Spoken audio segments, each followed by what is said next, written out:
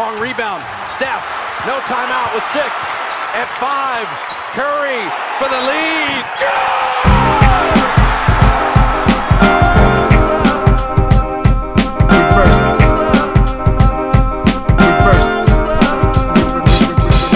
The game's a game. The game's a game. The game's a game. The game's a game.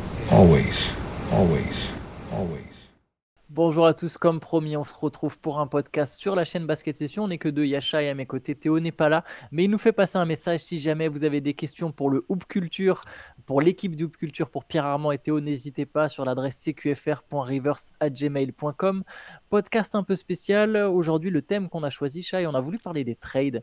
La saison a commencé il y a pile 2 semaines. On a déjà des premiers enseignements. On fera un moment un podcast, un peu les enseignements hâtifs, les premiers enseignements. Mais en attendant, des petits enseignements qu'on a, on s'est dit, tiens, est-ce qu'il peut y avoir des trades qui peuvent un peu bouleverser la NBA, qui peuvent changer le cours de la NBA? On a essayé du coup d'en retenir chacun quelques-uns. Et je te propose qu'on commence avec Ja Morant, parce que j'ai l'impression que toi et moi, on est un peu d'accord là-dessus. C'est que c'est peut-être le moment pour les Grizzlies de transférer Ja Morant. Ouais, mais l'année dernière, il y en a d'autres qui nous disaient que c'était déjà le moment. Enfin, et après les premières incartades, les deuxièmes incartades, que c'était déjà le moment de passer à autre chose.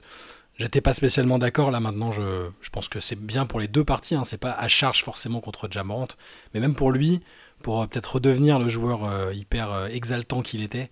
Je pense que c'est pas nécessairement le mauvais moment, on va dire. Alors pour Ja Morant, j'avais écrit un papier, on va reprendre certaines idées de ce papier, hein. Je suis désolé pour ceux qui par hasard l'auraient déjà lu, mais bon, au moins vous pourrez avoir aussi l'avis de Chai et j'essaierai de revenir un peu là-dessus. Après, on parlera d'autres joueurs, on a d'autres trades. Pour Ja, on part du principe que peut-être les Grizzlies sont arrivés au point de non-retour, que Memphis va vouloir essayer de tanker. Juste quand même, je te pose une petite question. À ton avis, c'est quoi la valeur de Ja Morant aujourd'hui? C'est super dur d'avoir la réponse à cette question. Ça va dépendre de qui est intéressé aussi, je pense. Je sais pas comment va opérer le front office des Grizzlies. Ils ont réussi à avoir plutôt une bonne contrepartie pour Desmond Bane, un truc un peu costaud. Donc s'ils sont dans cette approche-là, alors Bane était plutôt sur une trajectoire, je sais pas si ascendante était le terme, mais sa valeur était plutôt intacte par rapport Disons qu'il n'y avait pas de gaffe, il n'y avait pas de suspension, de questions, et même de questions sur son profil de joueur. Parce que Ja Morant, c'est évidemment un meilleur joueur que Bane, mais c'est un joueur spécial qui a besoin du ballon. C'est un joueur dont l'adresse au tir n'a fait que baisser depuis son arrivée en NBA, ou grosso pas l'adresse, le pourcentage global, mais il met plus un shoot. C'est ça un peu l'idée. C'est qu'il en a jamais vraiment mis, il en met vraiment plus un seul. C'était le pire l'an dernier parmi ceux qui avaient pris au moins 50 jump shots en NBA. C'était de loin le plus maladroit. Il en a mis genre 5 sur, je sais plus, je vais essayer, attendez, je vais vous retrouver tout de suite la stat, je l'avais sous les yeux dans une page ouverte, elle est intéressante parce qu'elle est assez folle. Donc 57, non pardon, c'est pas 5, il en a mis 14 sur 57. Ça, c'est l'an dernier sur ses tirs, les tentatives de tir en suspension de Ja Morant.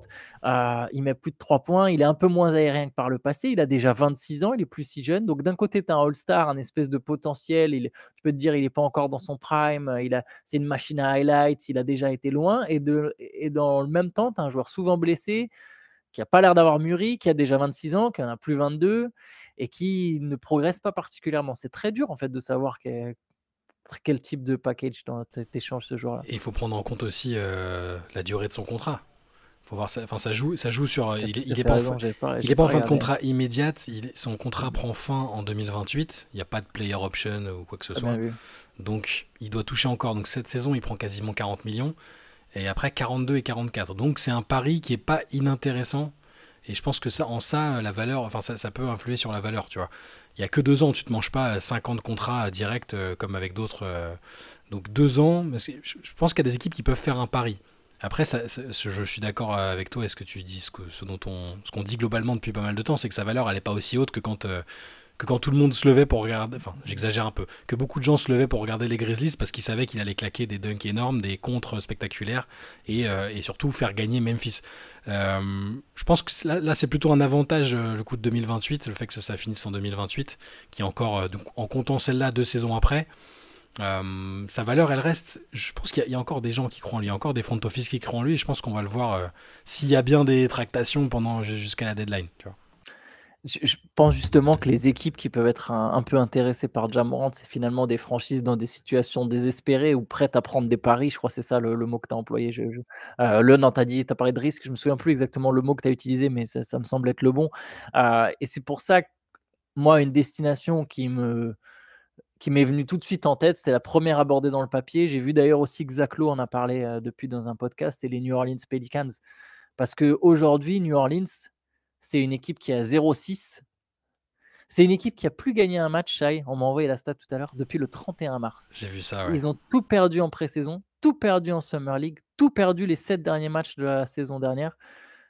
Ça fait depuis 31 mars que New Orleans n'a pas gagné un match. Et tu pourrais te dire, bon, ça arrive, c'est pas grave de rejoindre les bas-fonds de la conférence, mais les Pelicans, et là c'est très fort ce que je vais dire, n'ont pas de pic en 2026 parce qu'ils sont montés à la draft pour aller chercher Derrick Queen. Et ça, c'est quand même catastrophique. C'est même pas contre Derrick Queen. Non, c'est juste que c'est un mec, ils sont montés pour drafter au-delà du top 10 ou au-delà du top 5 en tout cas, en lâchant un pic aussi précieux. Je me dis, mais est-ce qu'ils n'avaient pas conscience de leur équipe? Je veux dire, il y avait déjà l'équipe sur le papier. Et en plus, derrière, après avoir fait ce trade, ils échangent CJ McCollum contre Jordan Poole. Donc, tu crées un effectif très faible et tu n'as plus de pic pour tanker, pour rien. Donc aujourd'hui, les Pelicans sont dans une situation désespérée, ils ont absolument besoin de gagner. T'as raison, en fait c'est indépendant du niveau même d'Eric Queen, alors sauf si le jeu il s'avère, et il s'était avéré que le joueur était un monstre incroyable et qu'il changeait, révolutionnait tout ça. C'est vraiment juste, c'est dans la gestion de l'atout qu'est ce pic-là, et le pic qu'ils avaient. Sachant que c'est un pic, pardon, c'est un pic, je me permets de dire, c'est quand même un pic qui donne le meilleur des tours de draft entre Milwaukee et New Orleans. Alors, on a bien vu que la Milwaukee a gardé Giannis, devrait faire une saison plutôt correcte.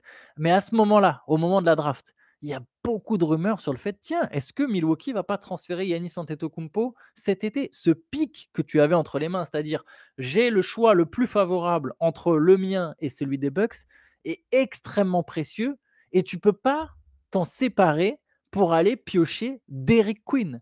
Et les Hawks ont récupéré ce pic. Ce pic appartient maintenant à Atlanta. Donc Atlanta pourra choisir d'avoir soit le pic, en tout cas le mieux placé, entre celui de New Orleans et celui de Milwaukee. Et pour l'instant, celui de New Orleans, c'est potentiellement un pic dans le top 3. On en a parlé un peu dans le CQFR ce matin. Il y a quand même des sacrés ovnis annoncés à la draft 2026. C'est quand même terrible. Et je pense que New Orleans a besoin tout de suite de vite relever la barre. Je te propose l'offre que j'avais écrite. Tu me dis si tu préfères qu'on la change, ce que tu en penses, etc. Si selon toi, est-ce qu'il y a une équipe qui refuse, laquelle? Est-ce que aucun des deux accepte? Est-ce que les deux acceptent? Moi, j'avais mis Ja Morant qui part donc à New Orleans en l'échange de Jordan Poole, qui a un salaire. Les propositions, ça respecte l'équilibre des salaires. Je tiens à le préciser. Il y a quand même un truc en NBA. Et toutes les équipes quasiment sont au-dessus du cap, donc toutes doivent exactement envoyer la même somme en termes de salaire. Donc Jordan Poole, Kevon Looney, qui est en contrat expirant, si je dis pas de ou je sais plus, il a signé avec New Orleans, je me souviens plus pour combien, mais Kevon Looney qui serait éventuellement un bon vétéran du côté des Grizzlies. Et moi là, j'ai mis 3 pics. Je savais pas trop exactement quelle valeur donner à Morant. J'ai mis le premier tour 2027 qui, pareil, donne cette espèce de droit de swap, soit c'est Milwaukee, soit c'est New Orleans. Là, tu le lâches pour Ja Morant. Le swap en 2028, un swap en 2028, tu ne peux pas transférer 2028 vu que tu transfères déjà 2027, donc un swap en 2028 et ensuite le premier tour 2029. Je ne sais pas s'il faudrait des protections, pas des protections, mais ça ferait donc 3 premiers tours de draft, un de moins que pour Bane, Poole et Looney. Poole qui peut être rééchangé plus tard, Looney qui peut être un vétéran contre Ja Morant. Qu'est-ce que tu penses de cette offre, Shai? Je sais, à chaque fois, j'essaie de réfléchir à qui l'accepte, qui la refuse, pourquoi. Ouais, c'est possible que les deux la refusent. C'est vraiment possible, mais je pense que ça a plutôt du sens compte tenu des enjeux pour chaque équipe, enfin des situations dans lesquelles elles sont. Les Pelicans peuvent pas tanker en fait, donc ils sont obligés de tenter quelque chose. La situation même autour de Zion, ça s'arrange pas plus que ça. Enfin, on sait pas trop. Voilà, il est pas particulièrement blessé sur le long terme ou quoi, mais on sait pas vraiment. Il fait pas gagner l'équipe pour le moment, donc. Peut-être s'ils veulent se donner une dernière chance de faire quelque chose avec Zion, peut-être lui amener un mec qui va théoriquement le décharger un peu de responsabilité, qui le connaît bien, ils ont joué ensemble en AAU. Ça peut être un pari intéressant. Donc le simple fait de récupérer Morant, je pense que ça peut être cool. Tu redynamises aussi potentiellement et le joueur et ta franchise. Après pour Memphis, Je suis peut-être encore sous le coup un peu de l'agacement de ce qui s'est passé autour de lui ces derniers jours, mais je serais presque tenté de te dire que j'accepterais parce que tu récupères des choses, des atouts pour te reconstruire après. Bon, Jordan Poole, c'est Jordan Poole, mais pourquoi pas. Looney, tu l'as dit, un bon vétéran, pourquoi pas. Pourquoi pas. Et c'est juste que quand on repense aux stars qui ont été tradés dernièrement, ou même juste aux All-Stars, tu prends il n'y a pas si longtemps que ça le coup de Rudy Gobert avec les 7 premiers tours et machin. Bon, je pense que plus personne fera ça, mais peut-être que Memphis va demander un poil plus que ça. Je peux imaginer que ça capote si tout simplement parce que Memphis voudra un peu plus que ça. Oui, je pense qu'il y a beaucoup de gens en commentaire qui vont se dire que c'est pas assez pour Ja Morant. Moi, je suis. Alors, j'ai pas vraiment de réponse à la question que je t'ai posée sur la valeur de Ja Morant. Je suis d'avis de penser que ça, c'est un deal que les Grizzlies devraient prendre. Mais j'intègre pas complètement là dans mon raisonnement le potentiel marketing de la franchise. J'imagine que beaucoup vont répondre ça en mode mais si tu n'as plus Morant, tu vends plus de maillots, etc. Et c'est vrai, je pense que c'est une vraie donnée. Là, je suis Memphis, je suis au stade où j'ai envie de tourner la page. J'ai déjà commencé en transférant Bane, j'ai des bons jeunes. Je veux un petit peu. Ah oui, et vraiment cette espèce de pic qui est à la fois le meilleur de Milwaukee ou de New Orleans. Là, si je suis les Grizzlies, je me dis, OK, il y a peut-être un monde où Giannis, à la fin de cette saison, il part et j'ai le pic des Bucks. Et je me place, je suis intéressant pour tout le monde avec ce pic-là. Donc voilà, 3 pics, je me dis, OK, c'est pas si mal pour Morant. Évidemment, Looney servira à rien d'autre qu'être un mentor et d'assurer sur le terrain si jamais. Autre petite stat intéressante, les Grizzlies cette saison sont meilleurs sans Morant qu'avec Morant en net rating. Alors, ça ne veut pas dire grand-chose parce que ça sous-entend aussi surtout que le 5 fait que les remplaçants des Grizzlies se débrouillent bien, mais c'est une stat intéressante. Je ne suis pas convaincu que les Grizzlies seraient extrêmement faibles, mais j'espère que ça serait l'idée pour Memphis. Moi, là, je me dis, il faut reconstruire, il faut repartir, il faut essayer de choper un bon choix de draft en 2026. Pardon. Et là, Memphis serait un choix à Phoenix, un choix de New Orleans ou de Milwaukee, tu vois, des équipes qui sont capables de se cracher, leur propre pick. Tout ça, ça me semble être un afflux de pics intéressant pour une équipe qui drafte bien pour essayer de se reconstruire. En fait, moi, je suis presque en train d'envisager le trade de Morant comme un domino de plus. J'avais dit que je voulais qu'ils reconstruisent totalement. Il y a un nouveau coach, ils ont l'air de vouloir de croire en lui, en Thomas Cicalo, et j'ai presque envie de lui donner à terme, à court ou moyen terme, une équipe totalement différente sur laquelle il pourrait imprimer ce qu'il a envie de faire et qui ne passe clairement pas auprès de Morant. C'est la manière même juste de gérer les temps de jeu et les rotations qui ne plaît pas à Morant, de ce qui se dit. Moi, j'en avais déjà parlé, je pense même que j'irais jusqu'à trader, peut-être pas tout de suite, mais un peu plus tard, Jaren Jackson Jr. pour passer complètement à autre chose. C'est pas le joueur qui, si tu le gardes, va être un franchise player, un des top joueurs. C'est un très bon joueur de basket, mais je pense qu'ils devraient tirer le max de ce qu'ils ont là. Ils ont déjà fait partir Bane, pour lequel ils ont récupéré pas mal de choses. Morant, ils peuvent bien s'en sortir, et à terme, Jaren Jackson aussi. Et là, tu peux te construire une armée de pics et reconstruire petit à petit. Alors oui, c'est chiant, tu vendras moins de maillots, mais au bout d'un moment, dans peut-être pas si longtemps, hop, tu retrouveras un joueur que tu pourras vendre auprès de la fanbase. Alors ça tombe pas miraculeusement, faudra bien travailler après, mais Memphis draft très bien historiquement. Ouais. À l'intérieur, ils ont déjà dans le groupe, moi je leur dis, Cedric Coward, c'est un des meilleurs rookies cette année, il est super cool à avoir joué, super efficace, très mature, potentiel pour devenir une star ou un all-star, peu importe. Et Jalen Wells. Jalen Wells, c'est bon. Enfin, il y a déjà un petit noyau intéressant de joueurs relativement jeunes, et après, tu te fais une armée de pics. Si ça travaille bien, comme on dit, c'est un peu le cliché, mais si ça travaille bien, il faudra pas 10 ans pour que ça refonctionne, tu vois.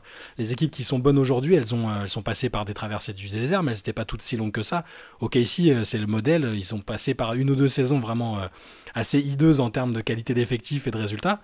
Ça a bien travaillé parce qu'ils avaient un butin gigantesque, et on voit où ils en sont aujourd'hui. Alors, tout le monde peut pas faire pareil, mais dans cette idée-là, moi, je vraiment... Et c'est une équipe que j'ai aimée, je le répète, j'ai beaucoup cru en eux, je me suis mouillé pour cette équipe des Grizzlies.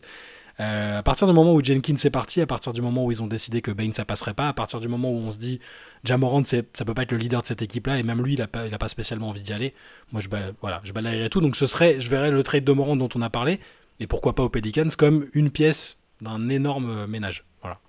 Ouais, je te rejoins dans cette idée. J'ai l'impression qu'en plus, Jaren Jackson Jr., tu es même pas obligé de le trader tout de suite parce que, comme tu l'as dit, c'est pas un franchise player et tu pas tu peux être mauvais, en tout cas, tu vois, gagner 25 matchs et du coup être parmi les 5 plus mauvais bilans de la ligue, même en ayant Jaren Jackson Jr. qui de toute façon aura quelques petites blessures, qui à lui tout seul ne relève pas l'effectif. Donc tu peux toujours tu peux le trader, comme tu as dit, tu peux le trader, que ce soit maintenant, que ce soit plus tard, ou tu peux même le garder, quand même tanker. J'ai l'impression que dans ces scénarios avec les pics dont on a parlé, entre ceux des Suns, ceux des Grizzlies et ceux que récupérerait hypothétiquement Memphis dans cette opération, Memphis piocherait à chaque fois 2 fois dans le top 15 sur 2 ou 3 années de suite. C'est quand même très intéressant pour aller chercher des très bons jeunes. Tu l'as dit, ils draftent bien.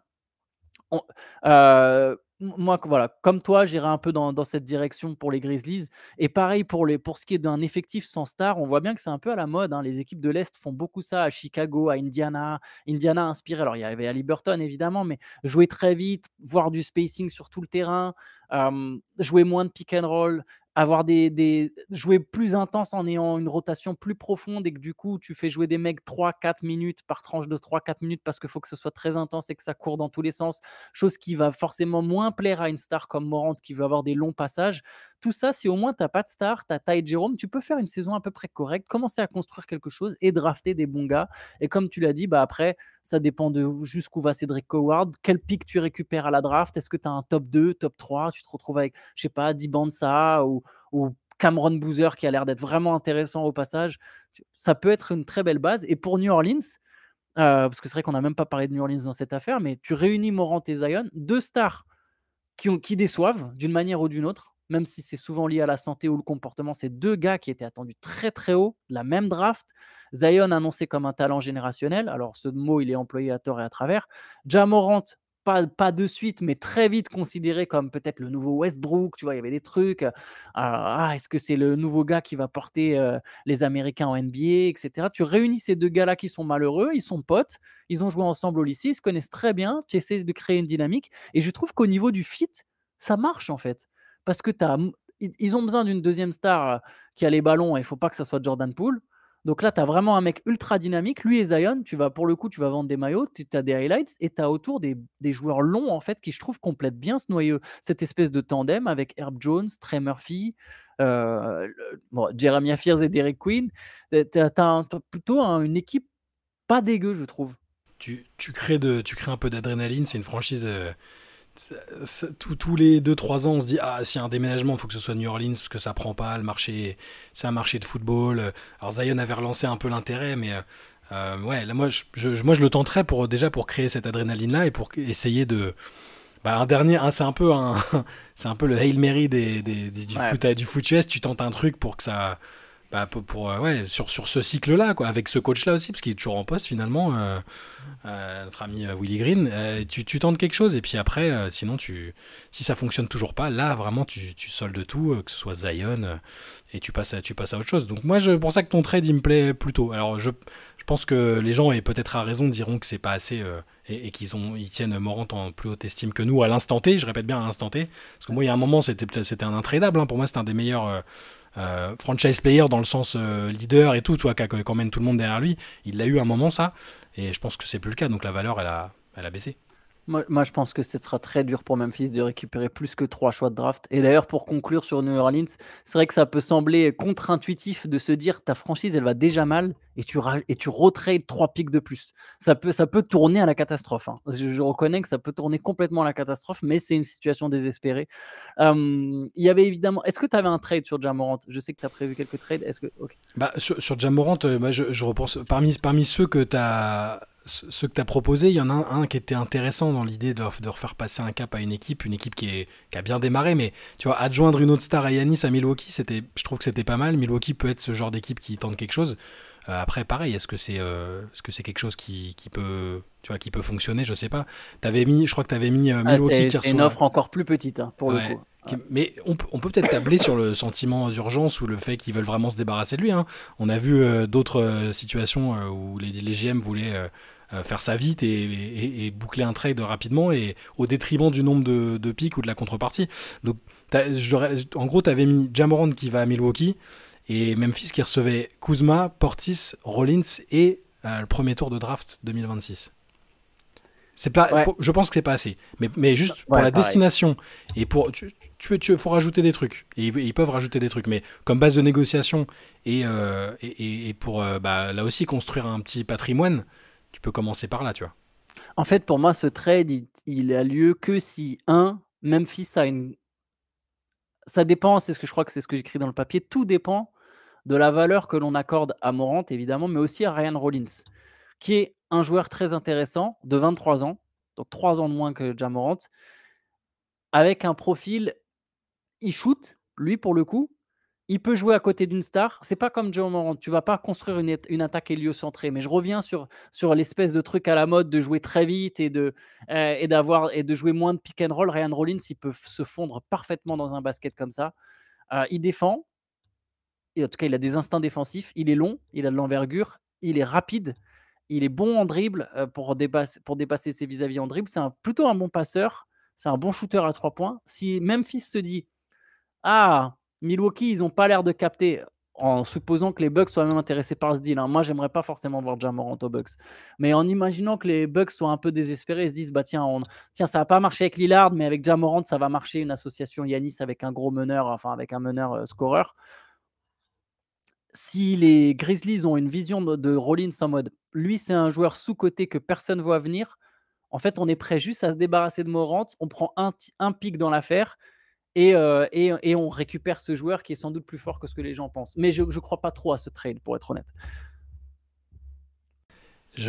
Moi non plus, mais on a déjà vu des trucs plus surprenants. En gros, en y réfléchissant, quand tu me posais la question, moi, les deux destinations qui m'intéressaient, il y avait Minnesota aussi quand même, dans les celles auxquelles tu avais songé. Parce que, pareil, pour amener une autre star à côté d'Anthony Edwards. Contrepartie, je pense qu'à chaque fois, là, pour les gens aussi, ils peuvent très bien aller lire ton papier d'ailleurs, qui est super bien fichu. Peut-être qu'à chaque fois, on se dirait qu'il faut saler un petit peu l'offre, mais je veux dire, on est surpris dans les deux sens. Parfois, les contreparties, elles nous semblent super légères et parfois beaucoup trop élevées, comme quand Rudy a été transféré à Minnesota, ça avait fait, c'était assez choquant.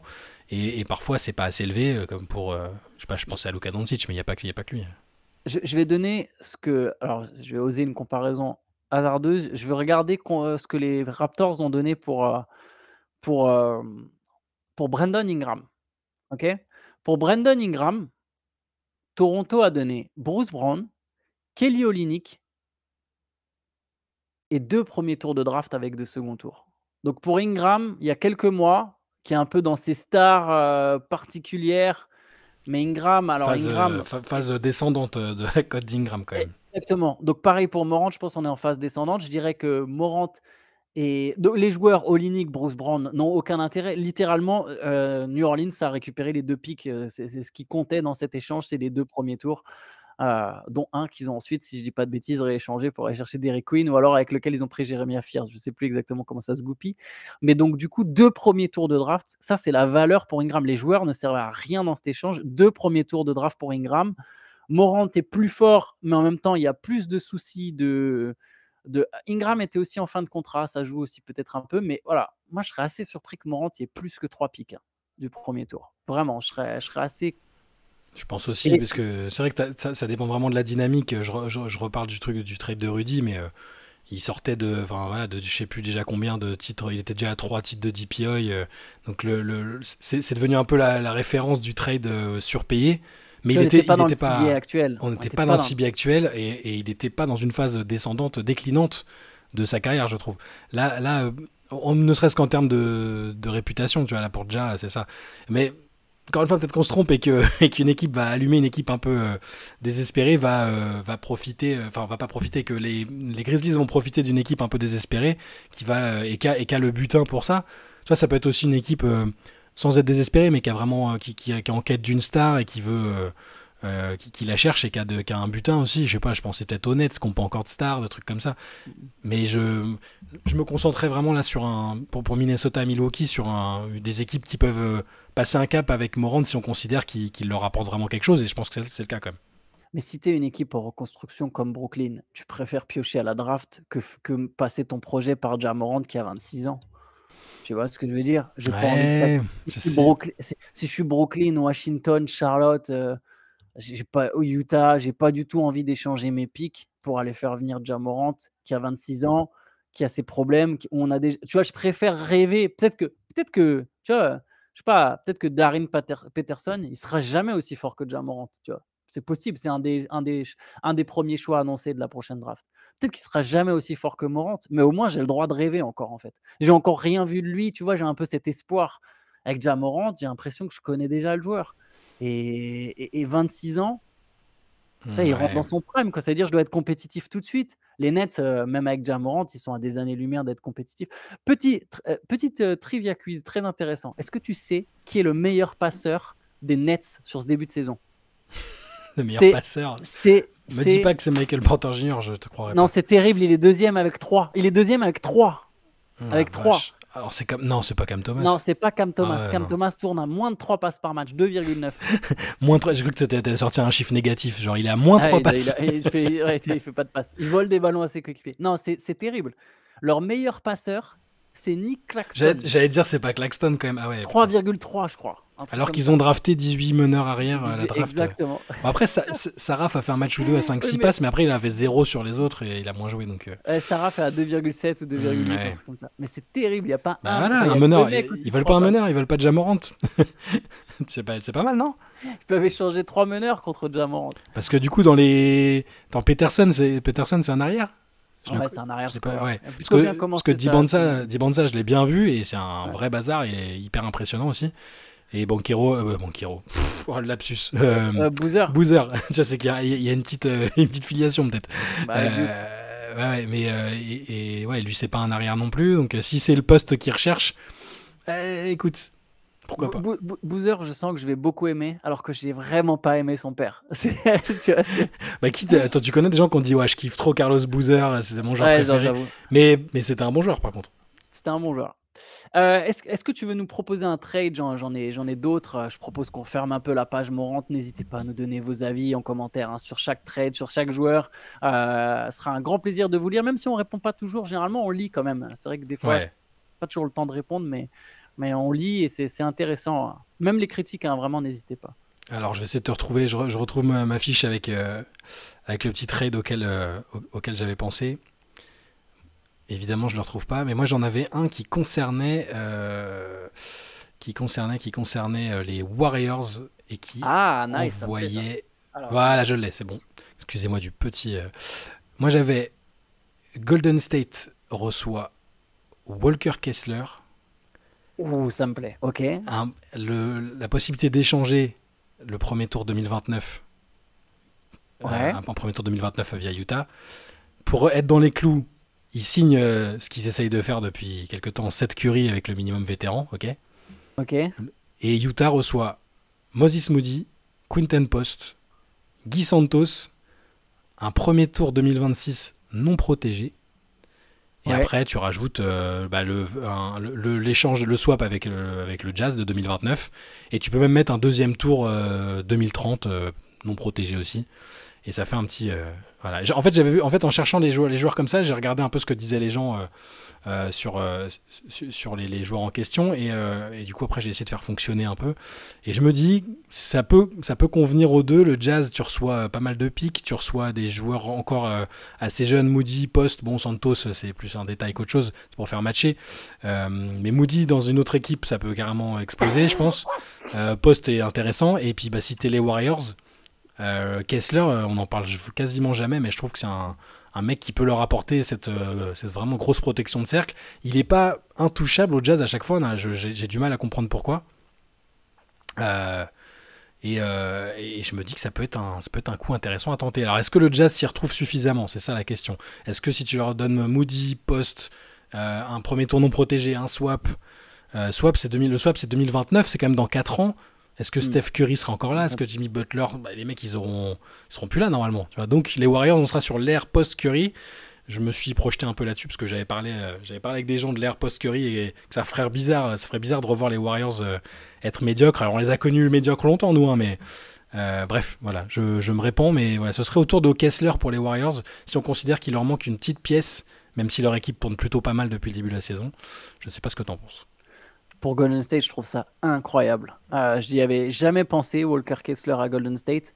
On sait qu'il y a déjà eu des négociations entre ces deux équipes, c'était pour Lauri Markkanen. Et les Warriors n'avaient pas voulu mettre Podziemski. Je trouve Walker Kessler, joueur très sous-coté. Et je suis allé voir ses stats là pour vous les donner. Il a plus de 14 points, plus de 10 rebonds et quasiment 2 contre par match. Je pense que ça serait une pièce. Je pense que Golden State le fait, ce deal. Le Jazz, effectivement, c'est là où je rejoins ce que tu disais à la fin. J'ai l'impression que pour Utah, il n'y a pas assez. Surtout qu'un pivot comme ça, en fait, j'ai l'impression que là, Utah commence à bâtir ses pièces, à trouver en Keyonte George son primary ball handler. Désolé de parler en anglais. Je m'insulte, je vous rassure, je vous promets, à chaque fois que j'utilise une expression comme ça en anglais, son manière de ballon principal. Il y a 2-3 insultes qui me viennent en tête. Je m'insulte moi-même pour compenser le fait d'avoir utilisé cette expression. Ça me fait penser, t'as pas vu, c'était il y a quelques années, je crois, mais t'avais Gilles Lelouch et Jean Dujardin qui étaient en promotion à la télé belge, je crois. Et t'as Lelouch qui part dans une explication et qui sort un truc, il utilise l'expression bigger than life et il le dit comme ça. Et là, l'autre, il le regarde en mode mais tu te prends pour qui? Ils ont un fou rire qui dure 10 minutes et l'interview est niquée derrière. Et c'est vrai qu'à chaque fois, quand on utilise des anglicismes, et moi le premier, je me dis merde, ça fait. Moi, je me dis que c'est un gros connard. Je vais le dire. Je me dis, je suis vraiment Antoine, t'es un gros connard. Tu vois, c'est vraiment. Non, mais après, c'est le jargon. C'est le jargon qui est utilisé dans les médias qu'on consulte et qu'on lit depuis longtemps. Donc, oui, mais sinon, voilà, Keyonte George est le manieur de ballon principal. Le manieur de ballon. C'est le créateur, en fait. Disons que ils ont trouvé leur créateur. Il est très fort et très intéressant. C'est d'ailleurs un joueur que je crois que tu m'en as parlé. Il était même pas. Il venait à peine de drafter ou quelque chose comme ça. Ouais, Baylor, je l'aimais bien. C'est un truc pour les mecs de Baylor, quand même. T'as vu? C'est ça. Pourtant, le Texas, c'est pas mon coin préféré des États-Unis, mais Baylor, je trouve ils sortent souvent des joueurs déjà prêts, tu vois, pas mal. Mais bon, bref, c'est juste que je l'avais un peu scouté modestement en regardant des matchs de Baylor et je l'aimais bien, ouais. J'ai l'impression que, tu vois, avec lui, ils ont donc le créateur. Va savoir ce que deviendra Ace Bailey, mais je pense qu'il y a un potentiel de scoreur. Peut-être que ça prendra un peu de temps à se développer, mais il y a un moment où à mon avis, Ace Bailey sera fort. La question pour lui sera dans la tête, mais je pense que sur le terrain, en termes de basket, Ace Bailey, ça sera fort. Et j'ai l'impression que Walker Kessler, en fait, ça va être le complément parfait de n'importe quel autre mec qui va arriver dans ce noyau dur. C'est-à-dire que ce soit Dibansa, un poste 4, Cameron Boozer, un poste 3, enfin ces mecs-là, poste 3-4, les forwards, que ce soit Peterson qui joue en tant qu'arrière à côté de Keyonte George. J'ai l'impression que quel que soit le mec drafté par Utah, Walker Kessler sera intéressant autour de ces gars-là. Et du coup, si j'étais le Jazz, effectivement, j'aurais un peu peur que je trouverais l'offre des Warriors un peu faible pour vraiment lâcher le pic. Mais Walker Kessler, et bientôt, il va falloir renégocier son contrat. Si tu te dis, bon, si tu sens que ça coince, je crois que c'est quand même dès l'été prochain pour la renégociation. Si tu sens que ça coince, pourquoi pas l'échanger maintenant et effectivement viser, comme tu as dit, le swap 2029. J'ai jamais eu l'impression qu'il le considérait à sa juste valeur, entre guillemets, par rapport à ce qu'il faisait sur le terrain quand il jouait. L'année dernière, il était un peu sorti de la rotation, même c'était bizarre, j'avais pas trop compris.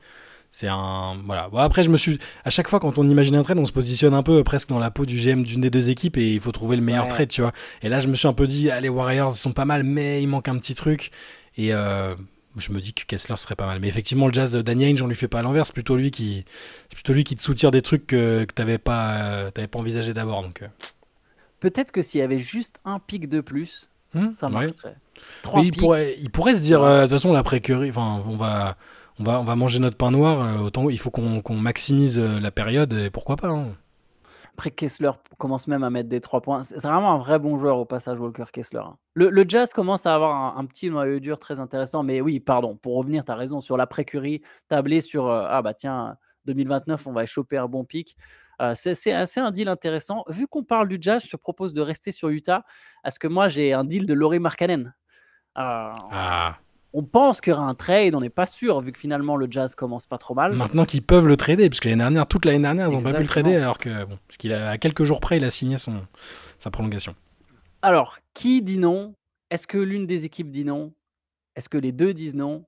Shai, si Lauri Markkanen arrive au Detroit Pistons, donc faire passer un cap à Détroit, en l'échange du contrat expirant de Tobias Harris. Donc en gros, juste Tobias Harris qui vient faire le vétéran sur 6 mois et après il va ailleurs ou quoi que ce soit. Lauri Markkanen et Kevin Love, pardon. Je précise, Kevin Love va aussi jouer les vétérans à Détroit. Il change encore de franchise. Mais donc, Tobias Harris vient prendre la place de Kevin Love pour jouer les mentors tout en étant toujours capable de jouer. Isaiah Stewart, qui, figure-toi, j'ai découvert, s'est passionné pour les fermes et devient fermier. Et écoute, moi, je lui offre l'opportunité d'être fermier dans l'Utah. C'est une vraie info. C'est une vraie info. Il y a un truc qui s'est passionné. Ça m'étonne absolument pas.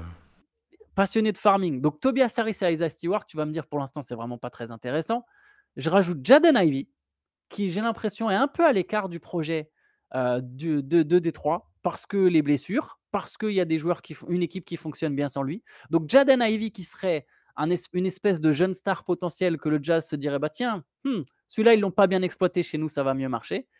Et je pense au moins 3 tours de draft. 2026, 2028 et un swap en 2027. Au moins 3 tours. Donc, grosso modo, si on se dit que Stewart, qui a un contrat qu'ils sont capables de rééchanger plus tard, tu te débarrasses du contrat de Markkanen qui a 48 millions l'année, tu récupères 3 picks, Jaden Ivey, éventuellement Stewart que tu rééchangeras plus tard. Et pour Détroit, tu perds Ivey et des joueurs et quelques joueurs, mais d'ailleurs, Harris, il est blessé en ce moment, il n'est même pas dans le 5, mais tu as une équipe.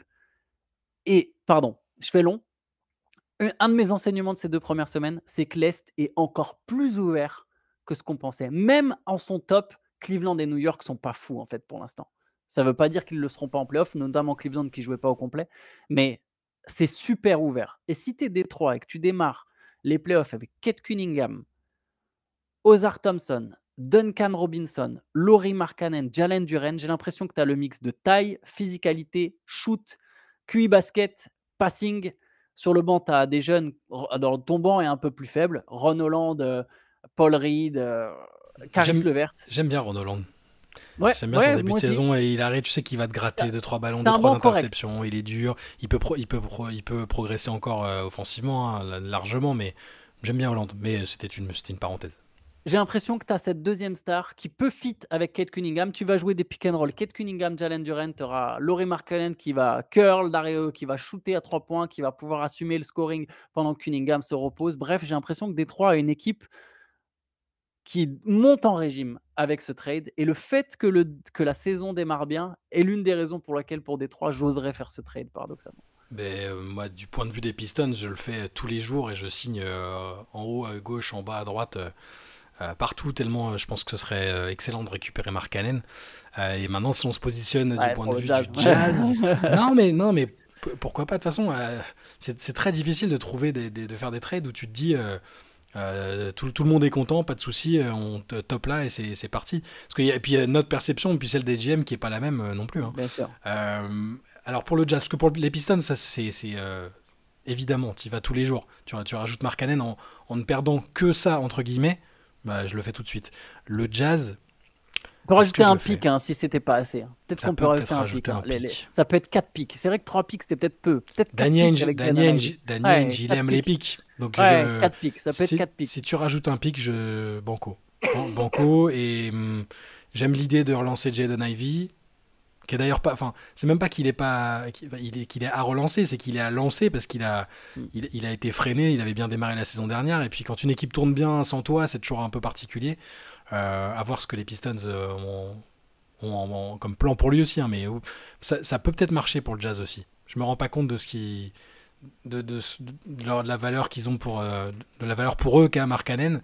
Si tu mets 4 picks, Ivey, un vétéran entre guillemets avec Harris. Je pense que ça peut le faire. Hein. Peut-être que je suis trop hypé du point de vue des Pistons et que j'ai envie que ça se fasse, mais c'est pas déconnant quand même. J'aime beaucoup ce deal aussi pour les Pistons. Je t'avoue que c'est ça m'influence un peu comme toi. Je suis un peu en mode non, mais pour les Pistons, ce serait vraiment bien. Venez le Jazz, faites pas les crevards. Parce que la réflexion, c'est comment est-ce qu'on fait passer un step à une équipe qui marche bien et à laquelle il manque ça pour. Là, les Pistons, si je leur mets Markkanen, c'est top 3, hein, vu comment ça fonctionne à l'Est cette année. Je me dis, Utah, ils ont quand même déjà raté Wembanyama et Cooper Flag. À un moment, tu vois, est-ce que tu peux te permettre encore de faire une saison où tu gagnes 29 matchs et tu pioches en 6 et tu vois une équipe prendre Boozer, Peterson et Dibansa qui joue dans l'Utah, tu vois, c'est quand même fou. Tu as une superstar, un joueur considéré comme une jeune superstar, on ne sait pas si ce sera une superstar NBA, mais tu as un joueur qui est considéré comme une jeune superstar, il est content d'être chez les Mormons, d'être dans l'Utah. Est-ce que tu peux te permettre de rater ça? C'est un mec qui a sciemment choisi d'aller dans une université dans l'Utah. Ouais. Exactement. Jaden Ivey qui je viens de l'Indiana. C'est aussi un peu des tu le mec qui va partir en truc après avoir clashé les villes Le mec qui françaises. craque. C'est aussi un peu des paysans. Non mais vraiment, tu vois, tu te dis: «Est-ce qu'ils peuvent se permettre cette année de gagner?» Est-ce que le Jazz gagner 29 matchs ou 30 matchs, imaginons même 31 matchs, est-ce que ça sert à quelque chose? Lauri Markkanen, il a plus l'âge de jouer avec les Keyonte George, les Walker Kessler et tout. À un moment non mais tu sais, Lauri Markkanen, même lui, il a 28 ans. Alors peut-être qu'il se sent très bien à Salt Lake City, il paraît que la ville est chouette et peut-être qu'il ne demandera pas son trade. Mais il est dans son prime. Il est le moment où il va vouloir jouer quelque chose. Le Jazz, ils sont pas prêts de retourner en playoff là. Et si tu draftes Non. pas haut, Utah, oui, ça va progresser graduellement, tu vois? C'est une équipe progresse. Même là, on voit bien que ça progresse. Mais est-ce que gagner 30 matchs, ça sert à quelque chose pour Utah là? Là, au moins, tu fais ce deal. A priori, tu peux c'est pas avec Keyonte George et Kyle Filipowski que tu vas aller accrocher le play-in de toute façon. Donc peut-être que tu en gagnes que 24 et que tu as un peu de chance à la loterie et que tu finis enfin par drafter dans le top 3. Tu vois, c'était ça mon idée pour le Jazz. Non, je comprends et c'est. Le problème, c'est que si tu me garantis qu'ils ont dit Bansa derrière, ouais. Ouais, t'as jamais cette garantie. Parce que sur les trois qu'on a évoqués, on aura largement le temps d'en reparler, mais pour moi, c'est celui que j'ai vu le plus et qui est le plus impressionnant, je trouve. Ouais, mais le Jazz, je pense qu'ils ont peut-être ça en tête, hein, d'ailleurs, pour Markkanen, hein, c'est pas impossible. Il y a trop de saisons, ils ont gagné trop de matchs, et quand tu gardes Markkanen, qui est un des meilleurs, c'est un des meilleurs joueurs européens, c'est un super scoreur, hein, on se rend peut-être pas compte parce qu'il joue pas dans d'assez bonnes équipes assez longtemps, certainement, entre tout ce qu'il a fait depuis le début de sa carrière. Mais ouais, moi j'ai bien envie de dire que ce trade il pourrait fonctionner, mais peut-être qu'en commentaire vous allez nous dire les mecs vous avez fumé et jamais le Jazz acceptera ça. Mais pour moi, si tu mets 4 pics pour Danny Ainge qui est quand même qui est un bon kiffeur de pics, on va dire ça comme ça, je pense que c'est pas mal. Tu vois. J'ai l'impression qu'à Détroit c'est vraiment un bon fit, Markkanen. Je sais que c'est toujours un peu difficile, tu sais, quand tu as une équipe qui monte, de te dire ah bah tiens, je vais bouleverser ma dynamique. Tu vois, les Pistons sont en train de bien marcher. Tu te dis, bah non, pourquoi changer? Ils sont à 5-2, tu vois, ça marche bien et tout. Mais je me dis, c'est le mec, ils ont suffisamment de gars physiques autour et Markkanen est grand pour que ça les pénalise pas et ils ont besoin de scoring. Parce que là, j'ai l'impression que Détroit peut faire une bonne saison, qui est mieux que ce que je l'avais peut-être imaginé. Mais j'ai pas l'impression que les Pistons, ils peuvent gagner des séries de playoffs. Après, voilà, ça se trouve, ils vont encore me faire mentir, tu vois, dans quelques mois. Mais là, tout de suite, je me dis, bah, ouais, mais est-ce que vraiment ça va en finale de conférence, cette équipe-là? À part si Ozar Thompson, il se met à T'as raison, le paysage il est tellement ouvert qu'on sait pas. Te rends compte, Indiana est allé en finale NBA l'année dernière. Enfin, l'Est, il peut absolument tout se passer. Hein, donc je dirais pas que c'est impossible. Par contre, si tu veux vraiment te donner les meilleures chances et que tu te dis on se contente pas de ce qu'on a et on essaye tout de suite l'upgrade avec Markkanen, ouais, moi je le fais. Ouais, j'ai l'impression que d'un coup, tu es en avance sur plusieurs équipes en faisant ce deal. Bon, Je peux, juste pour rester sur le Jazz 3 secondes et demie, ouais, vas-y, juste, vas-y. une proposition de trade absolument insignifiant, mais de type regroupement familial comme j'aime bien. Et en même temps, ça donnerait une opportunité supplémentaire à un joueur français, donc je pense que tout le monde serait Allez, content. vas-y. Est-ce qu'on n'enverrait pas Cody Williams du Jazz à OKC pour jouer avec son frangin? Tu rajoutes un deuxième tour en 2029, par exemple. Et en face, t'envoies Ousmane Dieng, qui aura peut-être un peu plus d'opportunités et de temps de jeu dans une équipe comme le Jazz. Voilà. C'est regroupement familial avec Cody Williams qui n'a pas lui non plus lancé sa carrière alors il avait une belle cote à la fac et après au moment de la draft. Et Dieng qui est obligé de jouer 3-4 minutes par-ci par-là. C'est peut-être qu'il aura plus de temps du côté du Jazz. Je me trompe peut-être, mais c'est voilà. J'avais juste envie de relancer Ousmane et de faire jouer les frangins Williams ensemble. Voilà, c'est tout. Ça me plaît. Je pense qu'Ousmane Dieng aurait intérêt à jouer dans une équipe comme ça si vraiment fallait rester en NBA. Tu vois, si vraiment le retour en Europe l'intéresse pas, il faudrait qu'il puisse avoir un espèce de projet où ça joue, ou n'importe lequel de ces équipes qui jouent vite et qui veulent jouer avec plein d'espace, où les ailiers peuvent driver sans demander des pics. C'est pas juste le porteur de balle qui a des pick and roll, mais que n'importe quel ailier peut se mettre à driver à Miami, etc. Si Ousmane Dieng peut avoir une opportunité comme ça serait fantastique. Et Utah, ça me semble très intéressant, Shai. Est-ce que tu veux nous proposer un autre trade? Après, j'en ai un très controversé. Balance la controverse, vas-y. Je le fais pas. J'annonce, c'est un trade que je ne ferai pas. Je pense que tout le monde refuse ce trade. Peut-être que je vais accepter, tu sais pas. Attends, tente. Mais écoutez-moi quand même. Je tiens à préciser que je ne ferai pas ce trade ni pour l'une équipe ni pour l'autre. Je pense que tout le monde va dire que c'est une idée de merde, mais je tiens quand même à la donner. Imagine un deal où les Lakers envoie Austin Reeves à Orlando en compagnie du coup de Dalton Connect, Gabe Vincent et Jared Vanderbilt, parce qu'il faut mettre des salaires. Donc on va dire que les Vanderbilt, Vincent, tout ça, on s'en fout, ok. Mais il y a Dalton Connect, un shooter quand même. Le Magic a besoin de shooter et Vanderbilt correspond à ce qu'aiment bien les Orlando, c'est-à-dire un mec athlétique qui a des longs bras. Mais Dalton Connect et Reeves surtout, Reeves créateur star, ce dont le Magic a besoin, contre Franz Wagner et Noah Penda. Contre Franz Wagner, donc tu perds Wagner, tu récupères Reeves. Oh, non, je crois que je le fais pas. Mais qui le fait pas? Les Lakers ou le Magic? Moi, je pense que les deux ne le font pas. Je Mais... crois que le Magic le fait pas. Et Ouais, les Lakers, non mais, enfin, je me place du point de vue du on Magic. peut mettre des parce pics que si tu veux. Hein. On peut faut mettre des ma- pics. faut Je mettre sais des pas parler de pics. pics. Faut Je peux mettre parler des de pics, pics, mais mais... là, le problème, c'est que le faire à l'instant T, alors que les Lakers marchent bien, qu'Austin Reeves, il claque des matchs à 50, 40 points, que quand Luka et LeBron sont pas là, ça devient Michael Jordan.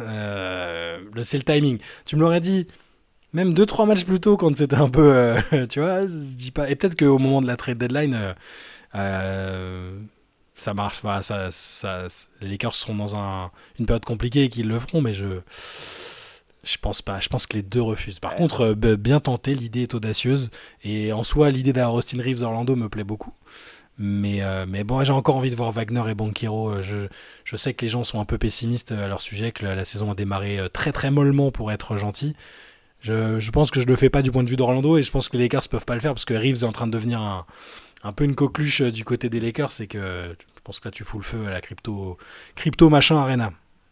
Ouais, non, mais moi aussi, je pense qu'aucune des deux équipes le fait, ce deal. L'idée, c'était d'avoir un créateur à Orlando et d'avoir une deuxième star encore plus confirmée que Reeves. Et encore, ça reste à discuter. Hein. Mais on va dire qu'a priori, sur ce qu'il a montré depuis le début de sa carrière et aujourd'hui peut-être un cran devant Reeves, je suis pas sûr que ce soit toujours vrai à l'instant T et qu'il y a que 24 ans. Franz Wagner a 24 ans, il est déjà sous contrat, et tu as lui et Luka. Mais Luka a jamais vraiment joué avec un joueur comme Franz Wagner. On ne sait pas trop à quel point ça colle. Et effectivement, bon, ça répondait, tu avais un finisseur de plus. Mais je pense que les Lakers ont vraiment besoin de Reeves en tant que deuxième créateur. Je pense qu'on ne se rend pas compte. Je pense qu'aujourd'hui, Reeves, attention, ce que je vais dire va choquer, ce n'est pas un meilleur joueur que LeBron James, évidemment, mais je pense qu'aujourd'hui, c'est un meilleur enfin, je pense que c'est pas que c'est un meilleur créateur, pardon, je vais le tourner autrement. Je pense que si je suis Gigi Redick, quand LeBron y revient, je préfère que la création, ce soit Reeves et Luka, et que LeBron soit en bout de chaîne au scoring. Et comme ça, LeBron, il continue de mettre ses points à 40 ans et il est content et l'équipe tourne bien et il se repose et il arrive frais en playoff. Et c'est Luka et Reeves qui portent l'équipe. Mais voilà, Franz Wagner est plus jeune. Reeves va avoir une prolongation. Après, voilà, comme j'ai dit, je pense qu'aucune des deux équipes accepte. Même Orlando, je le fais pas non plus ce deal. C'était un peu provocateur. Ouais. Moi, je voulais savoir si tu avais pas, parce que j'ai essayé de me creuser la tête autour de Trae Young notamment, avec sa situation contractuelle. Je vais te poser la question. Ah bah voilà, parce que j'ai cherché un peu, je me suis dit où est-ce qu'il peut être dans l'hypothèse où ils sont ouverts à le trader. On sait qu'il y a la situation contractuelle. Les Hawks sont pas démarrés de manière extraordinaire. Il est blessé un mois. J'ai du mal à trouver un partenaire qui satisfasse vraiment les Hawks. Tu vois, moi, je vais tout te dire, je me suis penché sur les Raptors. Je trouvais que c'était pas déconnant, peut-être, d'imaginer les Raptors tenter un truc. Après, c'est plus Ujiri, le GM, donc je sais pas s'il serait celui qui a pris sa place. Et d'ailleurs, il n'y a pas de président officiel des Raptors. C'est Bobby Webster qui fait tout le taf depuis que Ujiri est parti. Ça impliquerait d'envoyer... Enfin, la contrepartie pour les Hawks, ce serait surtout des tours de draft. Et est-ce que c'est ce qu'ils ont envie ? Tu vois, est-ce que les joueurs qui arriveraient, ce serait peut-être Quickley, Grady Dick. Est-ce que les Hawks, ils vont déprimer si tu leur dis que c'est ces joueurs-là qui arrivent ? Par contre, il y aurait de la grosse compensation de draft sur les années à venir, je pense. Alors, grosse compensation, je sais pas, parce qu'il est en fin de contrat. Donc, est-ce que tu cèdes parce que Toronto aurait aucune garantie que Trae Young y re-signe dans la foulée. Donc, est-ce qu'eux auraient envie de se saigner ? Mais par contre, la question pour Atlanta, ça serait de se demander, et je voulais te poser aussi la question si tu avais un trade de Trae Young, j'en ai pas trouvé non plus. C'était de se demander pour Atlanta, est-ce qu'on n'est pas prêt à prendre le pari que finalement on joue mieux sans lui ? Je pense que la réponse est non d'ailleurs. Je pense que Trae Young est trop important aux Hawks parce qu'il est une attaque à lui tout seul. Et je pense que Jalen Johnson n'est pas prêt à assumer ce statut. Mais la question, c'était de se dire, bah voilà, on va être moins brillant en attaque, mais Trae Young a des pourcentages dégueulasses. On va jouer autrement. On va jouer autrement et on va défendre fort et on va avoir des athlètes. Et du coup, Emmanuel Quickley, ça rentre dans cette idée un peu. T'imagines ta base arrière, c'est Quickley, Dyson Daniels. Ah, c'est. J'aime bien. Ouais, je sais pas, Quickley, Dyson. Quickly, Agbaji, Gradedic, un truc comme ça. Faudrait voir. C'est ce que j'avais mis Agbaji que j'aime bien aussi, mais bon. Et après, c'est des pics, quoi. Mais lesquels? Et c'est dur de trouver. Hein. C'est dur de trouver un trade de triangle. J'ai essayé aussi. Ça peut sembler light, je pense que les fans, mais même le GM des Hawks, ça va sembler light. Mais là aussi, on ne sait pas quelle est sa valeur aujourd'hui. Je dirais pas que c'est déclinant, hein, mais sa situation contractuelle notamment, fait que tu peux pas envoyer 7 premiers tours pour Trae Young, quoi. Donc, bah ouais, non, je pense qu'il n'y aura pas beaucoup de premiers tours pour Trae Young. Passons sur son cas, si tu veux, je vais donner un trade auquel j'ai... Alors, je me suis un peu inspiré, c'est pas totalement la version qu'il y avait, mais j'ai écouté un podcast sur Bleacher Report avec Eric Pincus qui parlait d'un trade à 3 qui permettrait aux Rockets de recevoir Derrick White. Oh, ça serait parfait pour alors, les 3 équipes, Rockets, Celtics, Nets. Ouais. Ok. Donc de Boston, Houston recevrait Derrick White, de Brooklyn, il recevrait Haywood Highsmith. Donc ça, c'est les joueurs qui iraient à Houston. Ça, c'est des joueurs qui iraient à Houston. Après, il y a une histoire de trade exception que Pincus expliquait pour Rich Shepard qui partirait à Boston. Okay. Boston récupérerait Rich Shepard, Jalen Wilson de Brooklyn, le premier tour 2029 de Houston, et la trade exception de 28 millions de dollars quand même pour Derrick White. Et les Nets, en contrepartie, reçoivent Fred VanVleet et le premier tour 2027 des Rockets. J'aime beaucoup pour les Nets, j'aime beaucoup pour les Rockets, c'est pas que j'aime pas du tout, j'aime moins pour les Celtics, moi. Ouais. Bah, c'est pour la flexibilité financière, quoi. Là, eux, s'ils sont vraiment dans leur démarche, s'ils sont toujours dans c'est comme ça que je l'ai pris. Je me suis dit, les Celtics, c'est pas faux. Admettons, alors ils peuvent. Le plus probable, c'est qu'ils se disent, bon, on attend, Tatum va revenir, ça va aller. Mais ils ont déjà commencé avec les nouveaux propriétaires, ils ont déjà commencé à solder un peu et à vouloir avoir de la flexibilité financière. Donc, il reste quand même Derrick White qui a un beau petit contrat. C'est triste parce que c'est un joueur hyper important, mais tu gardes quand même Brown et Tatum et tu peux peut-être qu'ils vont se dire que Shepard il sera très bien à Boston, qui va s'éclater. Il récupère un premier tour 2029, donc c'est quand même il y a le temps quand même. De la part de Houston, on ne sait pas en 2029 ce que donnera. C'est toujours un peu. Oui, c'est toujours un atout que tu peux refourguer ailleurs. Voilà. Ça peut soit être une mine d'or incroyable parce que Houston ce sera craché ou tu peux le refourguer avant si tu sens que ce sera pas le cas. Donc voilà, c'est un truc un petit peu à 3 équipes et qui fonctionnera peut-être pas exactement sous cette forme-là, mais tu vois un peu l'idée, quoi. Non, mais clairement, et en fait, en y réfléchissant, c'est vrai que pour Boston, l'idée, c'est les économies. C'est de se dire, OK, White fait plus tout à fait partie de notre future équipe. Notre future équipe, c'est Tatum Brown. Moi, cet été, pour moi, tu vois, je me disais, bah, c'est sûr, ils vont garder White parce que Tatum, Brown, White. Mais c'est vrai, quelque part, tu peux te dire, bah non, dans la prochaine grande équipe des Celtics, il n'y aura pas Derrick White, il y aura quelqu'un d'autre, des joueurs comme ça, on peut en trouver d'autres.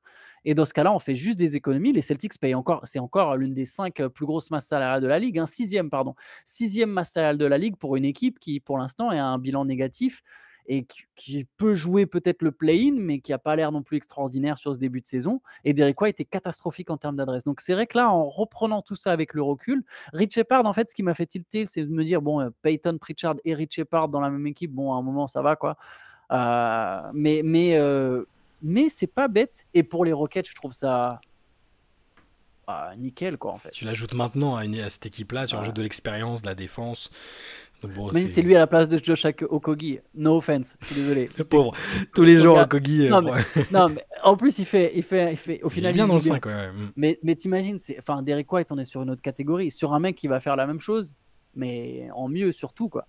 Ouais. Les Rockets reviennent favoris aussi. Et pour Brooklyn, alors VanVleet, voilà, c'est pas pour les plans à long terme. Hein. Une fois que son contrat a expiré, c'est bon, ou tu peux le retrader. Et puis tu as le premier tour 2027 du coup de Houston qui peut être sympa aussi. Hein.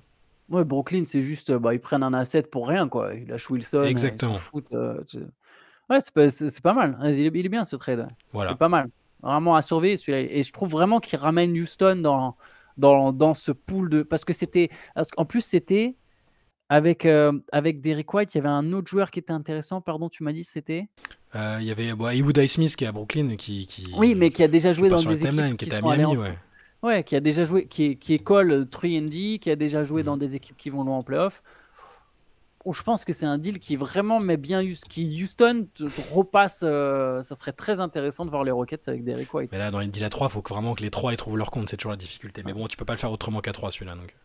J'ai l'impression que la question se pose pour les Celtics peut-être, mais ouais, dans ce souci d'économie. C'est ça. Si c'est vraiment leur objectif, s'ils s'en foutent et qu'ils se disent on a déjà fait assez d'économie, on n'a plus Porzingis.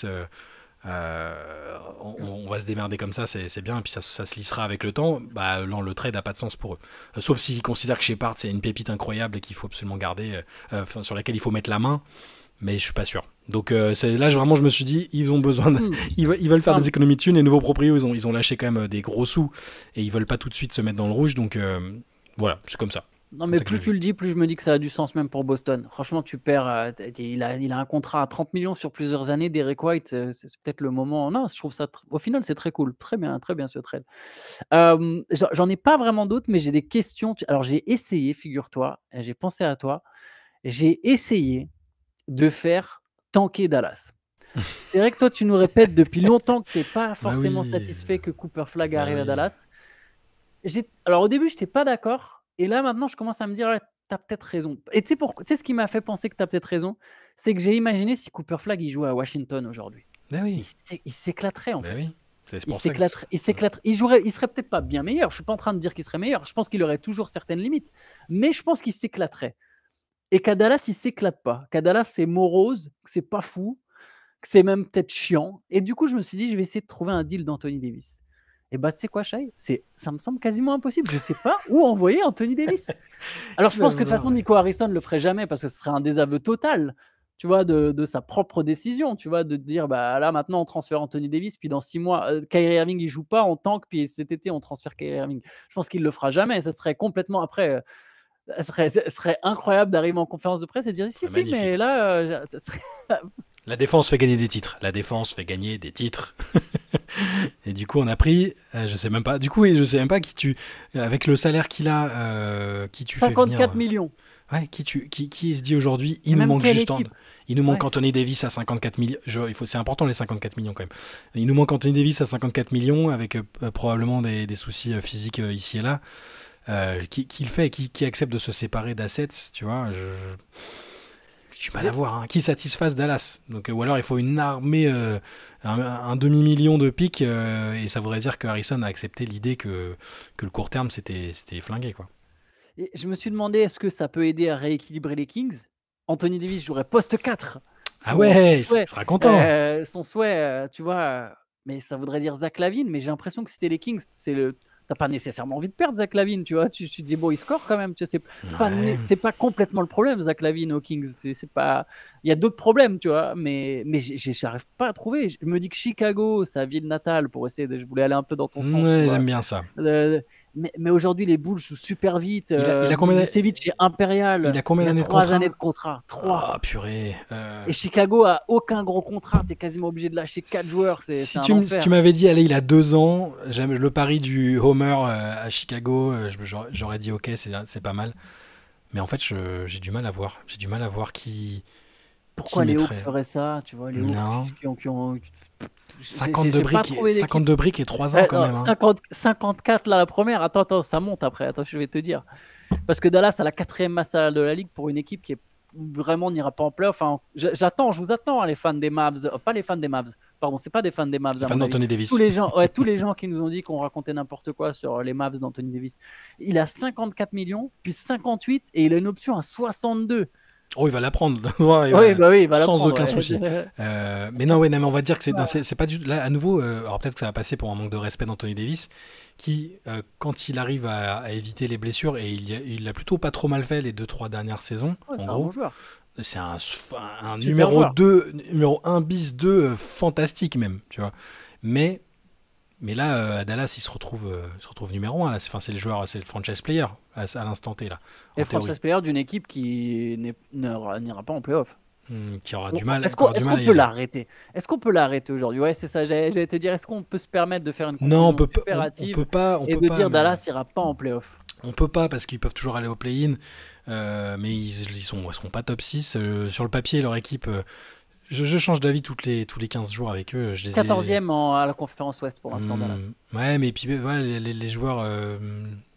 Tu vois, j'ai l'impression qu'il y a tout le temps des blessés. Ils sont tout le temps blessés aussi. Lively est jamais dispo assez longtemps. Il y a toujours des petits pépins ici et là, c'est un peu fatigant, c'est dur de se baser là-dessus en fait et de les imaginer enchaîner suffisamment de périodes où ils sont tranquilles. Tu vois, donc non, moi aussi je pense que là ils les feront pas. Le trade d'Anthony Davis, moi j'en avais même parlé pour les Lakers à l'époque, mais voilà, on va vraiment passer pour des haters. Mais pour le renvoyer à Los Angeles. Non. Quand il jouait aux Lakers déjà, je m'étais dit il faut peut-être trader Anthony Davis, tu vois. J'étais un peu dans cette idée-là de pas forcer. Je savais pas qu'il y aurait Luka Doncic, hein, évidemment, mais je pensais que c'était la solution, alors que c'était pas très populaire. Est-ce que alors, je pense que les fans des Knicks vont m'insulter de tous les noms, mais est-ce que tu échanges OG Anunoby et Mitchell Robinson pour Anthony Davis et tu joues avec Davis et 4? Oh putain, Davis et 4. Parce qu'il joue avec 2 intérieurs, Mike Brown. Ouais, je sais. Bon, Mitchell Robinson, il fait 2 matchs et demi et il se blesse aussi. Donc ouais, moi j'ai un peu lâché l'affaire avec Robinson. Je pense que l'ironie c'est que Davis il vaut pas plus que ça aujourd'hui. Je suis pas sûr qu'il vaille vraiment beaucoup plus qu'un espèce de dump où voilà, on vous donne Anthony Davis et vous nous donnez. Mais pourquoi les Knicks ils sont quand même, ils sont favoris au final. Moi là, tu me demandes quelle équipe va sortir de l'Est, je te réponds New York. Ouais.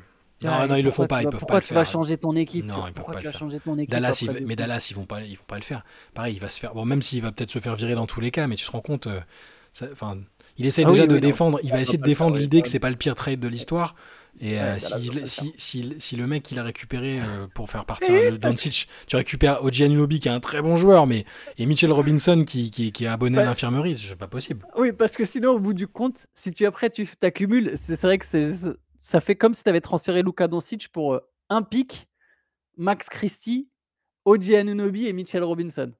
Voilà, on dira bravo, hein, mais non, là on a t'as raison, là c'est un délit c'est un délit de supposition d'incompétence trop grave pour que ça se produise. Mais non, tout ça pour dire, on tourne autour du pot, mais Davis il est dur à trader parce que les GM ils savent que c'est difficile physiquement, qu'il se blesse relativement fréquemment et même que c'est pas ta première option imparable qui va te faire gagner une tonne de matchs. On l'a vu à New Orleans, aux Lakers, la fois où ça a été le meilleur joueur de l'équipe, c'était sur une campagne très spéciale dans la bulle. Je retire rien à la bulle, je parle pas d'Astérix ou machin, mais c'est un truc où physiquement c'est parfait parce que t'es pas en train de voyager non-stop et tout. Ils étaient au même endroit tout le temps, donc c'était parfait pour lui. Il y a personne, je pense, qui veut Anthony Davis aujourd'hui, à part Dallas et Nico Harrison, comme vraiment option numéro 1, sur laquelle tu peux te dire je peux viser le titre ou même une belle campagne de playoff. Donc c'est pour ça qu'il est difficile à vendre. 3 ans et 52, 56 et une option à 60, c'est super dur. 54, 56, 62. 54, 56, 62, c'est super dur. Donc sachant que on n'a même pas parlé de son âge. Tu vis et meurs avec ça, je pense, avec ce qui a été fait. Et peut-être que ça marchera, et moi je l'espère, je préfère qu'Anthony Davis il se blesse pas, et parce qu'il est exceptionnel, mais je suis pas sûr que ça puisse se produire. Je peux envoyer un peu de haine gratuite envers Nico Harrison parce que juste après ce deal, il a fait un autre trade. Il a échangé Quentin Grimes contre Caleb Martin. Ah oui, Caleb Martin, il met plus un pied devant l'autre depuis qu'il est à Dallas. Il est nul. Et Quentin Grimes, il est incroyable depuis qu'il est arrivé à Philadelphie. Mais il est bon partout. Hein. Grimes, il a été bon partout où il est passé. Hein. C'est vrai. T'es bon à la fac, t'es bon à New York, t'es bon à Dallas quand il a joué. Bon, il est bon à Philadelphie. C'est un bon joueur en fait. Caleb Martin, il tourne à 2 points par match. Quentin Grimes, en sortant du banc, il tourne à 18 points par match, 45% à 3 points, quasiment 5 rebonds et 5 passes. Il sort du banc. Martin, il vit sur les playoffs. 18-5-5. Il vit sur la campagne de playoffs avec le Heat où ça a été le meilleur joueur du Heat. Mais c'est un trade qui ne vit pas bien aujourd'hui, qui est difficile. Et j'ai l'impression que Dallas, on pourra conclure là-dessus, j'ai l'impression que Dallas va être intéressant cette saison, soit quand tout le monde sera au complet, mais c'est pas sûr qu'on l'ait à un moment. c'est pas dit du tout que ça soit un moment cette équipe.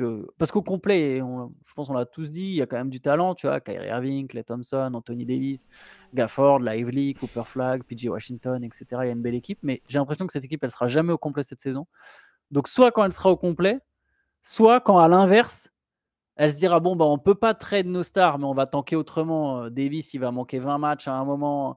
Et soit quand elle va jouer vraiment avec un 5 qui ressemblera à rien, mais Cooper Flag, il sera vraiment au cœur d'un espèce de projet Moi, c'est ce que je veux. C'est pour ça un peu dégoûtant avec Brandon Williams, le fantôme de Caleb Martin, tu vois, des mecs comme ça. J'aime bien l'adjectif un peu dégoûtant, là, une équipe un peu répugnante comme ça. Là, non. Mais je suis d'accord, c'est pour ça. C'est pour ça que je voulais. Jaden Hardy. C'est pour ça que je voulais le tanking, c'est parce que j'ai été frustré que Flag n'ait pas une équipe médiocre dans laquelle commencer, parce que sur le papier elle est pas médiocre cette équipe, elle est pas mal du tout, et c'est pour ça que moi en fait j'espère presque, et j'ai dit plein de fois que je souhaitais pas qu'Harrison il perde son job, je souhaite pas que les mecs ils perdent leur emploi, mais peut-être que si là t'as un mec, donc admettons il se fasse virer et que t'as un mec qui dit allez on reconstruit tout et il reste Flag, après tu brades, hein. Comment tu traites, parce que mais même en bradant, tu sais, on a même eu du mal, qui va vouloir Anthony Davis, quoi. Je sais pas, mais après tu brades, tu brades et tu trouves le moyen. Puis t'as Kyrie qui va revenir, tu lui dis merci aussi. Tu trouves le moyen de tout dilapider et puis tu construis autour de Flag et des quelques Atuka et qui peuvent genre les Lively et tout ça. Peut-être que moi je ferais ça. Tu fais un petit buyout sympa avec les Thompson et qu'il aille re-signer au minimum aux Warriors en cours de saison. Tu fais un truc, je sais pas. Tu t'acceptes que tu fais un peu politique. Alors pas de la terre brûlée parce que ça sous-entendait que c'est Harrison qui l'a fait avant de partir, mais un mec qui arrive et qui dit avant c'était la cata et maintenant on repart de zéro, quoi, c'est tout. Mais ça se passera pas comme ça. Yes, bah écoute Shai, je te propose qu'on s'arrête là-dessus, sauf si tu avais d'autres idées. Non, mais on pourrait la balancer 1 milliard de trades, mais il y en aura d'autres.